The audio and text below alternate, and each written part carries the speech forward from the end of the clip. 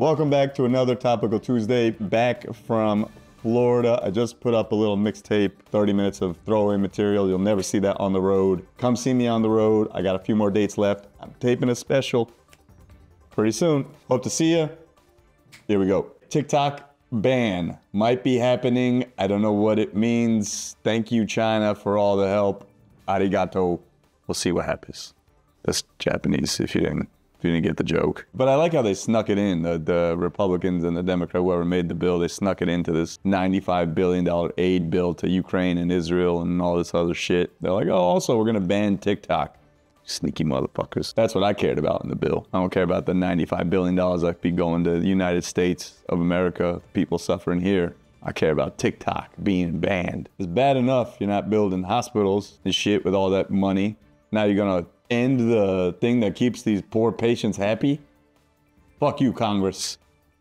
I'm with you, China. Take me, please. I'm tired of America. Not really, no, I love America's best.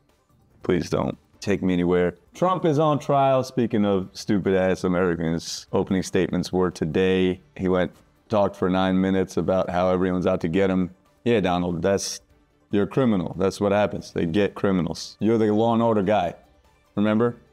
Now you are victim of law and order. Only criminals complain about the criminal justice system. You understand that? No one who's not locked up is like, you know what? We got to do something about this. They're going after innocent people too much. No, Donnie. Your time is up. Fingers crossed. It's not up. We'll see what happens. The trial, I've been paying attention a little bit to the trial. I did read about it. They're questioning. The prosecution is laying out this like elaborate case, and the whole defense is going to be to shit on every witness. They can't argue against the facts. They're just going to be like, no, the National Enquirer is lying. Michael Cohen, the guy that Donald Trump had employed for years, turns out he's a liar.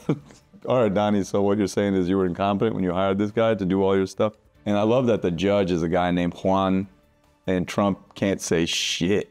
He's just sitting there stewing. That's what they've noted. That's what they've noted about him. He's oddly quiet in trial. He knows. He just wants to be this Puerto Rican judge.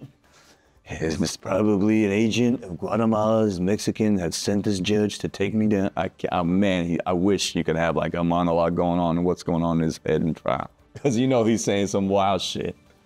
He can't say anything. Oh, it's so funny. I pray for the jurors. I hope nothing happens to any of them. Who knows? Donnie's a powerful guy, but I was in Florida this past weekend and there was a Trump supporter sitting right up front, and he looked like he made the initial Facebook post to storm the Capitol. This guy looked a hardcore Trump, and like in the middle of the set yelled out Trump 2024.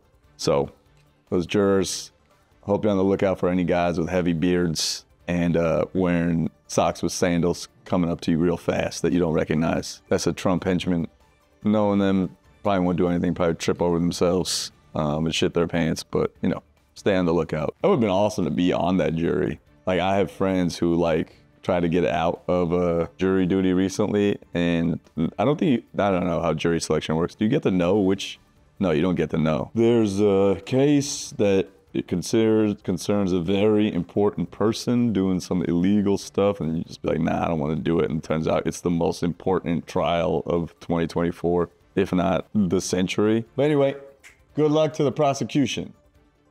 Guilty until proven innocent. That's how I feel in this only scenario. Ryan Garcia, AKA King Alcoholic, won this week. I don't know much about boxing and shit, but apparently he was talking mad shit and he owned up to it. But he can't claim the title because he was overweight by like 3 pounds. He's so confident he would come under that he bet $500,000 per pound he came over. And he came over 3 pounds. That's an alcoholic's bet, man. That is, you gotta be trash to be like, I'll bet you $500,000 I'm like, overweight. I mean, guys, first of all, look, I would never say alcoholism is great. Alcoholism is a terrible disease and ruins lives. If you're gonna be an alcoholic, also be a world-class boxer, because then no one can say shit to you. Imagine how much better of a boxer Ryan Garcia would be if he wasn't blackout drunk every night before the fight. That's what he said, right? He said he was drunk, he drank every night before the fight. What a cry for help. This man is addicted to alcohol, addicted to gambling, and addicted to boxing. You can only be 2 of those things before you know, the world ends for you. He's going to end up in a bar fight that he can't fight. He's going to be too drunk. But shout out to Ryan Garcia for winning. I think I've seen some of his Instagram videos where he's boxing mad fast. That shit's crazy. And then it's hard to think that right after that, he just like took shots. It's just like, what a lunatic. That's wild. I mean, he just drank how old is he? How old is Ryan Garcia? 25 years of age. He's crazy, right?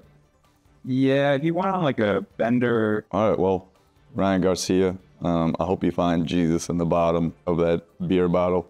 And, you know, you set yourself up for a nice rematch because apparently you can't win the title if you're over. Maybe that was his long play. Maybe it was like, I'm going to fight him again. And I already know I could bust his ass. And I'll make that 1.5 million back, no problem. What a loon. That's some 25-year-old drunk man shit. I hope you find Jesus, man. Even though you claim to know him. Please don't hit me if we see each other in the street.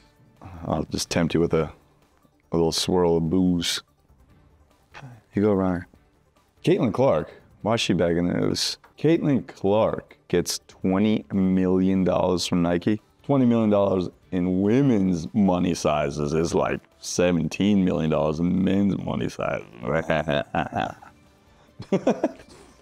I got nothing. She's a shit. What are you gonna say about Caitlin Clark? I mean, it's sad that when WNBA, her salary is like 76 G's, something like that for being a megastar, but you know, she's gonna help raise that for everybody. It's the thing, like, you know, you say like, oh, women shouldn't be paid as much as men, but you know, it's really just a revenue function in this case with WNBA. It's not a talent question or anything like that. It's just if more people watch women's basketball, they'll get paid more. So Caitlin Clark will be doing her part in that, and $20 million is a lot of money for women's sneakers. Hopefully people are buying them. Hopefully they make a cool one for dudes. I don't think anyone will wear them. Columbia University back in the news for kicking kids off campus. I wonder how many of them told a joke about minorities that Asian kids did not like. That's a very specific reference. I hope you understood it. If not, it's all good. Columbia, I don't know what the you're doing. And to these students, bold move, proud of y'all. I wish I thought of that when I wanted to skip finals. I think. I don't know what else there is. I mean, I know that it's spread to another school too, like Yale, right? Mm-hmm. It's funny to see it's going on at NYU too, huh? Yeah, it's everywhere, dude. There's no jokes here. Maybe I'll go just to see if I can't get a glimpse of AOC, Alexandria Ocasio-Cortez. She was there. The White House thinks it's anti-Semitism. It's not anti-Semitism to be pro-Palestine. So half the coverage is like, this is anti-Semitic. The other half of the coverage is like, the cops are getting these kids, shutting down the Palestinian demonstrations amid growing concerns about the safety of Jewish students. You know how easy it is to not be visibly Jewish? Just take the yarmulke off, bro. What safety of Jewish students? Like, no students here at NYU, Columbia, or Yale are gangster enough to go beat the shit out of some Jewish student. It's all bullshit. Here's a concern for the safety of students. $100,000 tuition.